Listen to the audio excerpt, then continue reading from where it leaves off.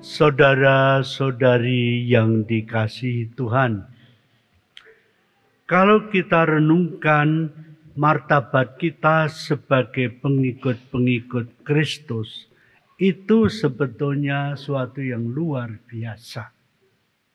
Dalam doa tadi, Tuhan Yesus mohon kepada Bapa, "Ya Bapa yang kudus, peliharalah mereka dalam nama-Mu." Jadi supaya kita semua dipelihara Tuhan dalam nama-Nya. Dan memang saudara-saudari yang dikasihi Tuhan, kita dipanggil untuk menjadi anak-anak Allah. Sehingga kita juga boleh memiliki satu relasi pribadi dengan Tuhan. Dan ini yang menjadi pokok seluruh hidup kita. Jadi tadi Tuhan juga mengatakan mereka itu bukan dari dunia. Dari artinya kita ini semua memang hidup di dalam dunia ini, tapi kita bukan milik dunia. Artinya dunia yang melawan Allah, dunia yang membuang Tuhan, dunia yang tidak mengakui Tuhan. Tapi kita milik Allah. Kita memang hidup di dunia ini, tapi kita bukan milik dunia. Karena itu saudara-saudara, dalam hal ini ada beberapa hal juga. Karena seperti Tuhan Yesus sendiri yang selalu mewartakan kebaikan Allah, berbuat baik, menyembuhkan orang sakit, membebaskan orang dari roh jahat dan sebagainya, tapi justru dimusuhi oleh orang-orang yang karena kesombongannya memikir mengerti segala sesuatu, merasa tahu segalanya, maka mereka menolak Tuhan Yesus. Kalau Tuhan Yesus selama hidupnya juga ditolak, maka juga jangan heran bila Anda sungguh-sungguh mengikuti Yesus, Anda juga suatu saat akan mengalami tantangan-tantangan, mengalami hambatan-hambatan, mengalami bahkan mungkin saya tidak tahu di antara Anda barangkali saya tidak tahu ada yang akan mungkin menjadi martir, dibunuh karena nama Yesus. Tetapi saudara, jangan takut. Jangan takut kalau misalnya Anda diancam dan sebagainya. Karena apa? Memang bagi kita hidup ini ialah suatu perjalanan menuju kepada rumah Bapa kita. Seperti kata Santo Petrus, kita ini sedang berziarah menuju tanah air surgawi. Nah, itulah tempat kita yang tetap, yang kekal. Di dalam dunia ini kita hanya sementara. Karena suatu saat semua orang harus meninggalkan dunia ini. Siapapun dia. Ya termasuk yang ngomong ini. Ya, saya tidak tahu berapa lama lagi saya masih bisa bicara ini. Mungkin tidak lama lagi. Ya, tapi saya kira bagi kita, seperti kata Santo Paulus, bagiku hidup ialah Kristus dan mati keuntungan. Kenapa keuntungan? Kalau saya hidup bagi Kristus sekarang, saya hanya melihat Kristus dalam iman. Tapi kalau saya meninggal dalam Kristus, saya akan melihat Dia dari muka ke muka. Dan inilah yang harus menjadi kekuatan kita. Karena tidak ada seorang pun yang akan hidup selama-lamanya di dunia ini. Tetapi saudara-saudari yang dikasihi Tuhan, saya kira ini memang Tuhan Yesus sendiri berdoa kepada, "Aku tidak meminta supaya engkau mengambil mereka dari dunia, tetapi supaya engkau melindungi mereka daripada yang jahat." Nah, ini memang kita harus selalu bertahan dalam itu. Bagaimana kita dapat selalu tinggal dalam Kristus? Bagaimana kita bisa tinggal dalam Allah itu? Nah itu seperti tadi dikatakan juga dalam surat Santo Yohanes tadi, supaya kita saling mengasihi. Kalau kita saling mengasihi, maka kita itu menjadi murid-murid Yesus. Yesus mengatakan, hendaklah kamu saling mengasihi seperti aku mengasihi kamu. Dan bagaimana Yesus mengasihi kita? Coba bayangkan saudara, betapa besar kasih Allah itu. Sehingga untuk kita Tuhan Yesus rela mati di kayu salib. Untuk apa? Dia yang dulu sudah mulia bersama Bapa sejak abadi. Tapi kemudian dia itu mau disalibkan untuk kita. Karena Anda semua begitu berharga bagi Tuhan.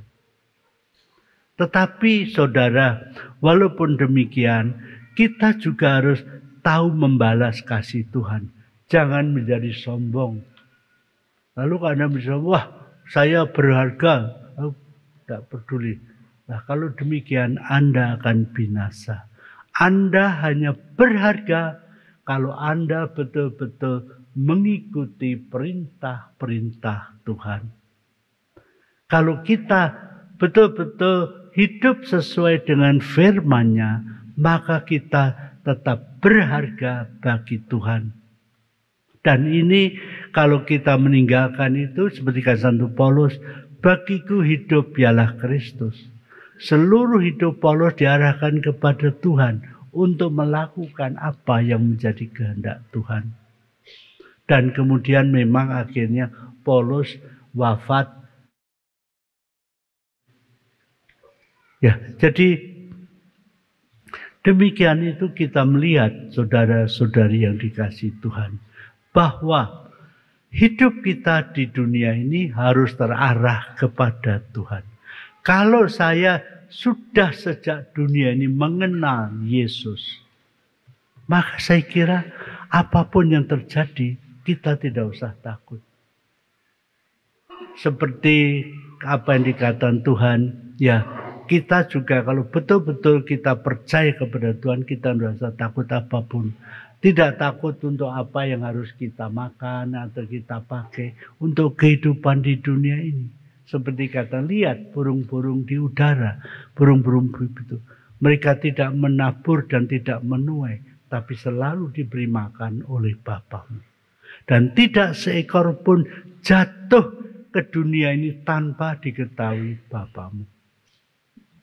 Begitu juga dengan kita. Tuhan mengenal kita masing-masing, saudara. Karena dia maha kuasa. Jadi dia tahu segala sesuatu karena dia maha kuasa. Dia yang menciptakan segala-galanya. Karena itu dia tahu apa yang ada dalam hati kita. Dan Allah ini, dia itu maha murah dan maha rahim. Dia tidak menghendaki kematian seorang pun. Kematian maksudnya kematian kekal ya. Jadi artinya kalau kita mati itu kematian kekal maksudnya masuk neraka. Tapi itu tidak dikehendaki. Tuhan tidak menghendaki seorang pun akan masuk neraka itu.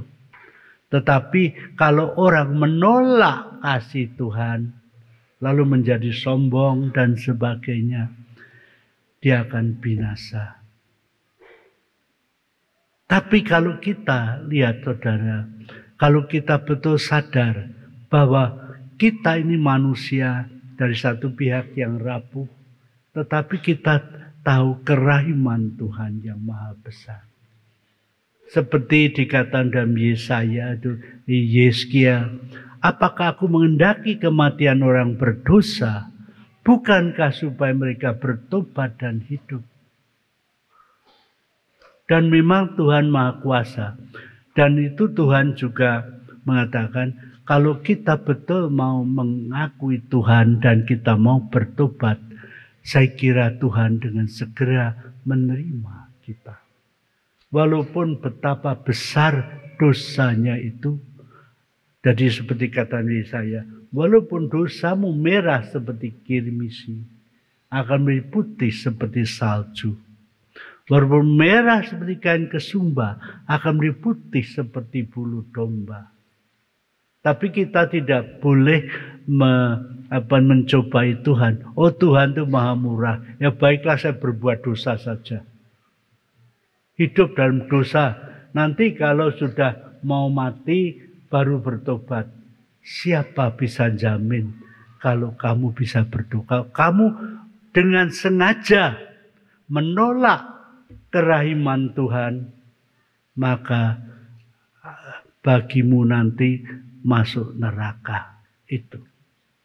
Tetapi kalau betul-betul kita karena kelemahan-kelemahan berbuat dosa, jatuh dalam dosa dan kemudian bertobat kembali, Tuhan selalu akan menerima kita kembali.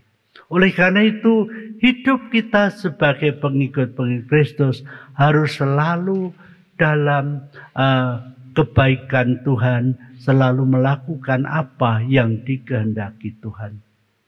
Dan untuk itu saudara-saudara, kita tidak perlu melakukan perbuatan-perbuatan yang besar, tetapi melakukan seperti dikatakan Santo Paulus, apapun yang kamu lakukan dalam hidup, lakukanlah itu untuk Tuhan dan demi kemuliaan Tuhan. Dan Bunda Maria menambahkan, untuk keselamatan jiwa-jiwa, untuk pertobatan orang-orang berdosa. Jadi itu, jadi artinya kalau demikian dalam hidup kita untuk menaik surga harus melakukan pekerjaan-pekerjaan luar biasa. Tidak, saudara. Untuk menjadi pengikut Kristus dan betul-betul nanti kita bisa dapat kemuliaan surga, kita harus melakukan segala-galanya demi Tuhan. Itu dikatakan Santo Paulus ya. Apapun yang kamu lakukan, lakukanlah itu untuk Tuhan. Lalu memang jangan kamu melakukan hebat supaya dipuji orang hebat. Kadang-kadang kita lihat ada orang-orang memberi itu, waduh, namanya dipajang besar. Wah, hebat, ini penderma besar, macam-macam begitu.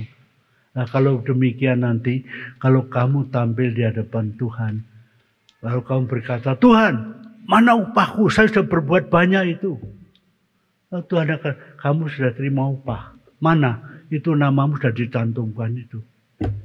Di sini tidak ada upah lagi. Ya, seperti itu. Maka Tuhan Yesus juga mengatakan, janganlah tangan kirimu tahu apa yang dilakukan tangan kanan. Tapi semua yang kamu lakukan, lakukan itu untuk Tuhan. Jadi kalau demikian, sudah di dunia ini, bagaimanapun juga, kamu akan begitu. Dan memang jalan Tuhan berbeda-beda yang satu dari yang lain. Ada orang-orang yang tetap meninggal dan kemudian pada usia tua meninggal begitu. Tapi ada juga yang kemudian dalam usia muda itu disiksa orang, dijadikan martir, dibunuh karena nama Tuhan. Nah itu terjadi di sekarang ini pun masih terjadi berbagai tempat, berbagai negara. Orang-orang Kristen dibunuh karena imannya. Ya, dari segi manusia itu memang mengerikan. Tetapi kalau kita melihat dalam iman, begitu banyak martir-martir yang dibunuh. Para rasul semua, akhirnya juga misalnya Petrus, akhirnya juga dibunuh karena nama Yesus. Paulus dibunuh karena nama Yesus. Nah itu, ya saudara-saudari yang dikasihi Tuhan. Karena itu, sekarang saya kira yang penting bagi kita, yaitu seperti kata tadi dalam surat, kasih kepada sesama. Kalau Tuhan mengasihi kita, kita juga harus mengasihi sesama kita. Mengasihi sesama itu berarti apa? Berbuat baik kepadanya, menolong yang sakit, menolong mereka yang membutuhkan pertolongan kita, dan sebagainya. Jadi peduli terhadap sesama kita. Lah itu satu hal. Kemudian juga di samping itu, karena masih begitu banyak orang yang belum mengenal Kristus, kita juga bisa men-sharingkan iman kita, kasih Tuhan kepada sesama kita. Supaya semakin banyak orang yang mengenal Kristus dan diselamatkan. Ini saya sudah mungkin beberapa kali bicara tentang ini. Tapi saya masih ingat seorang ibu. Dulu di Malang, sekarang sudah almarhum. Orang sederhana. Dia kalau disuruh mengajar, dia tidak bisa, tidak berani. Tetapi apa yang dilakukan? Dia itu secara pribadi sharing dengan temannya. Sharing dengan itu untuk tentang itu. Dan akhirnya tiap-tiap tahun dia bisa membawa banyak orang kepada Tuhan. Lalu kalau mereka bertobat mau mengenai Yesus, memang dia tidak bisa mengajar, lalu dia pergi kepada pastor, orang-orang ini mau jadi Katolik. Lalu ya karena dia tidak bisa mengajar Katolik, lalu diserahkan pada pastornya. Pastornya mengajar itu. Tapi kalau tidak ada orang itu tidak akan mengenal Yesus. Tapi dia sharing pribadi tentang itu. Dan memang jalan Tuhan, saudara, itu berbeda-beda yang satu dari yang lain. Jadi ada orang yang selama hidupnya baik, tapi yang lain juga menderita dan sebagainya. Tapi itu semua kalau kita persembahkan kepada Tuhan menjadi satu hal yang baik, yang mulia. Jadi kalau misalnya Anda mengalami kesukaran atau penderitaan atau apa, persembahkan itu kepada Tuhan. Dan nanti suatu saat kalau Anda berkata, Tuhan saya persembahkan ini demi kemuliaan nama-Mu dan untuk pertobatan orang-orang berdosa. Sehingga suatu saat nanti kalau Anda sudah di surga, ketemu orang, terima kasih Bapak, terima kasih Ibu, dulu karena doamu, karena pengorbanmu, saya juga ada di sini. Nah ini juga suatu, karena memang kita mau masing-masing suatu saat harus meninggalkan dunia ini. Ya, jadi itulah kasih persaudaraan tidak membuang tidak menyimpan sakit hati, menyimpan dendam itu. Dan saya kira orang yang menyimpan sakit hati, orang menyimpan dendam itu sebetulnya orang yang paling bodoh. Saya kata paling bodoh. Mengapa? Apa sih untungnya menyimpan dendam itu? Apa yang bisa dinikmati? Kalau kamu menyimpan dendam, menyimpan sakit hati, apa yang kamu nikmati? Ya. Jadi, tapi memang ini Tuhan memberikan rahmat supaya kita bisa mengampuni. Lalu ini saya ada beberapa kali saya berikan contoh, tapi ya saya ulangi, mungkin masih banyak yang belum pernah mendengar itu. Suatu saat ada seorang bapak yang waktu itu datang kepada saya. Lalu dia mengatakan, Romo, saya itu dendam sekali dengan ipar saya. Kenapa?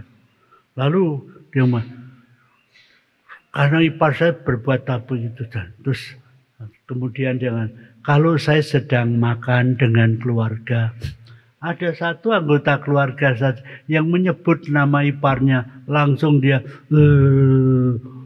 dendamnya keluar, dia tidak bisa makan. Lalu akhirnya gitu. Terus kalau dia sedang tidur, teringat iparnya, dia gini, semalam-malamannya gini aja, dendam sakit hati. Terus kemudian saya katakan pada dia, Pak, ini dosa yang bodoh sekali. Apa sih yang dinikmati dari dendam itu? Iparmu yang kau dendam itu mungkin saya tidak tahu persoalannya bersiapa dulu itu. Tapi seandainya dia sudah bertobat, dia mengaku dosa, sudah diampuni. Dia bisa makan dengan enak.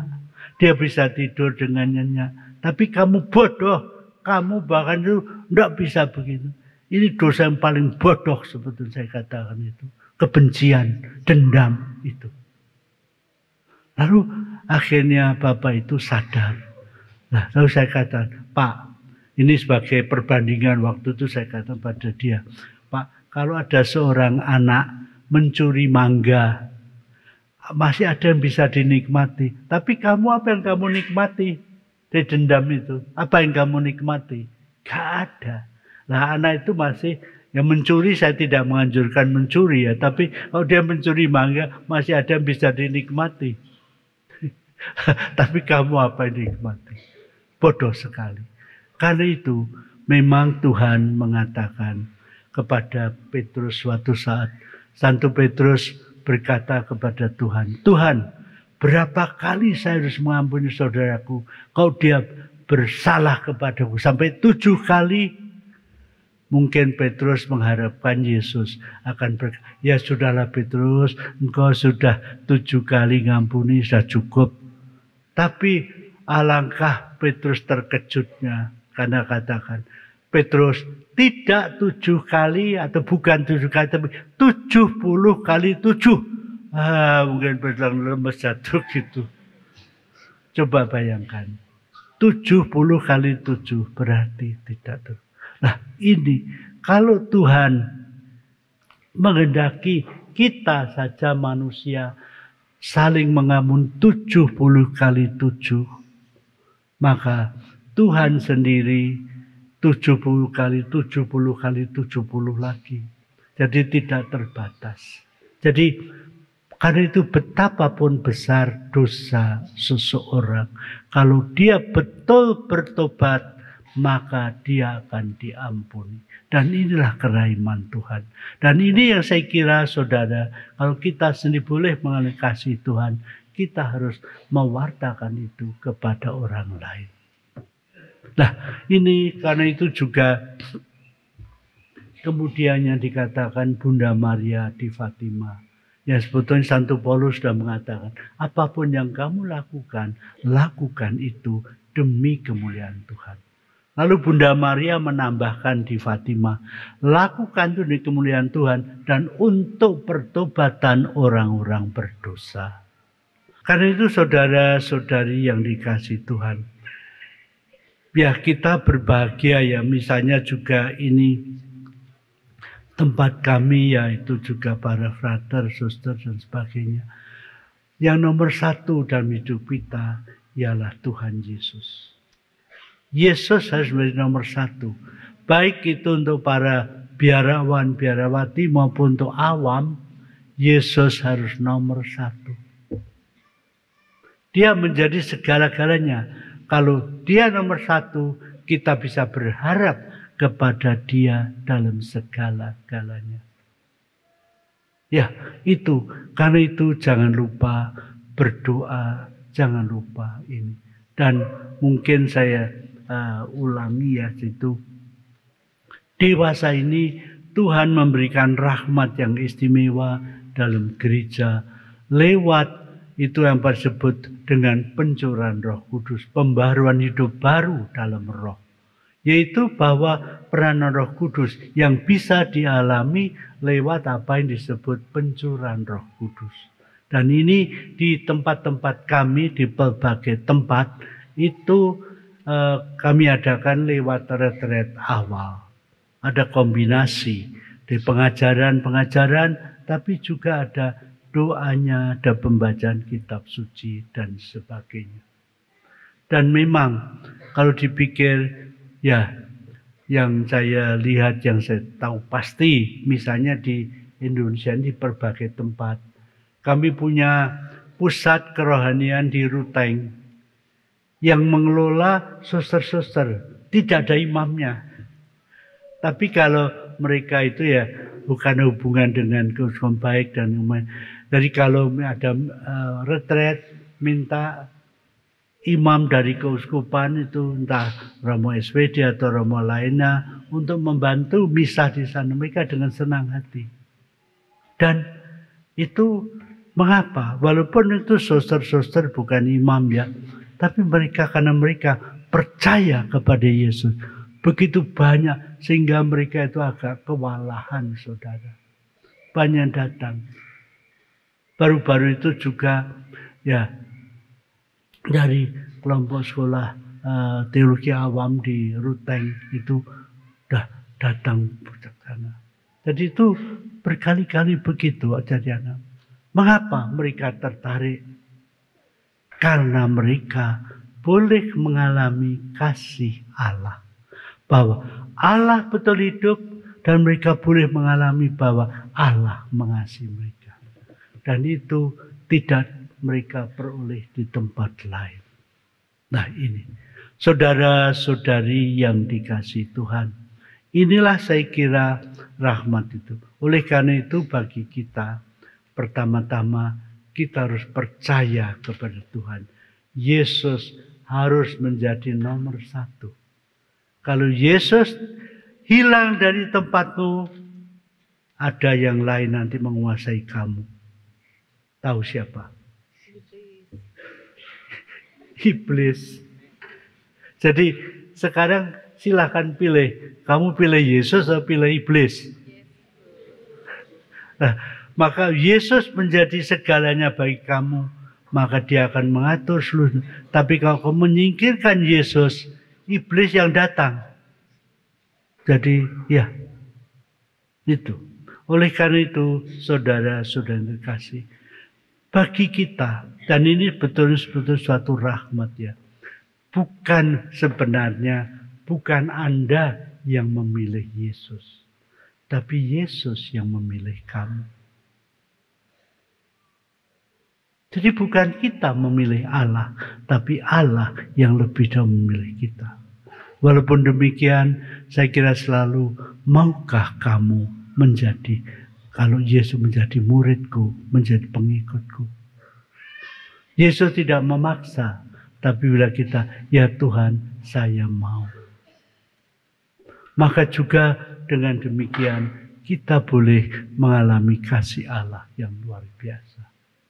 Dan hidup kita juga sudah di dunia ini, walaupun pasti mengalami macam-macam tantangan, ada problem-problem, tapi tidak apa-apa. Karena kalau Yesus itu, maka seperti katakan Santo Paulus itu, Paulus kalau Anda renungkan hidup Santo Paulus, berapa banyak tantangan yang dialami Santo Paulus. Tapi satu hal, pernahkah dalam tulisannya Paulus mengutuk orang-orang itu? Sama sekali tidak. Bahkan dalam kisah para rasul, saudara, kalau orang dijiwai oleh Roh Tuhan, seperti Stefanus, dirajam. Lalu apa? Tuhan, ampunilah mereka, dosa-dosa mereka, sebelum dia meninggal. Dan bukan terkutuklah itu. Tidak, tapi ampunilah dosa-dosa mereka. Tapi inilah rahmat. Ini bukan karena kemampuan kita, saudara. Tapi itu rahmat Tuhan. Dan bila kita mengikuti itu rahmat Tuhan, mengikuti Dia, kita juga sudah di dunia ini, walaupun mengalami berbagai macam tantangan, hati kita sudah bahagia. Bisa bahagia. Itu. Dan inilah rahmat istimewa yang diberikan Tuhan kepada kita. Amin.